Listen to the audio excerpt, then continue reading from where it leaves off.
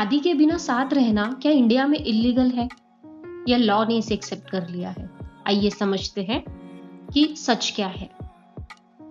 आज हम बात करेंगे एक ऐसे टॉपिक पे जो सोसाइटी में कंट्रोवर्शियल भी है और कंफ्यूजिंग भी, मतलब लिव इन रिलेशनशिप्स पे।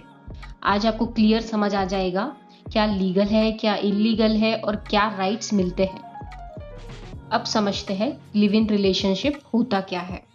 सिंपल लैंग्वेज में जब एक कपल बिना शादी के साथ रहते हैं उसे लिव इन रिलेशनशिप कहते हैं। इंडिया में ये कंसेप्ट नया नहीं है, लेकिन एक्सेप्टेंस अब बढ़ रहा है। क्या लिव इन रिलेशनशिप लीगल है? आंसर इज यस, लीगल है। इंडियन लॉ ने इसे इलीगल डिक्लेयर नहीं किया।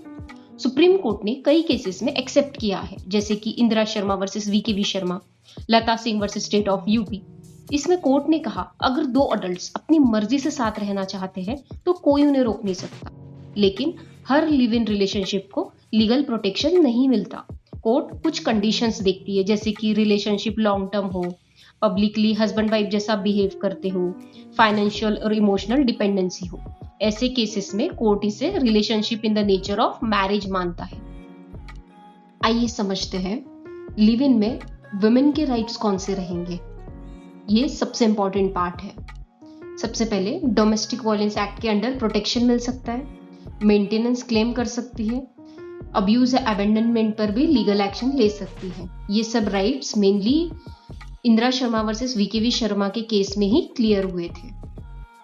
क्या लिव इन से पैदा हुए बच्चे इलेजिटिमेट होते हैं? बिल्कुल नहीं।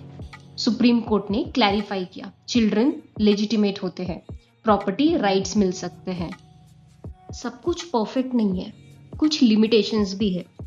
शॉर्ट टर्म रिलेशनशिप्स कोई प्रोटेक्शन नहीं है, कैजुअल रिलेशनशिप भी उसका भी कोई लीगल रिकॉग्निशन नहीं है, प्रूफ होना जरूरी है। और इंडिया में लिव इन रिलेशनशिप इलीगल नहीं है, लेकिन हर केस में प्रोटेक्शन मिलना ये भी गारंटीड नहीं है। लॉ आपको फ्रीडम देता है, लेकिन रिस्पॉन्सिबिलिटी के साथ।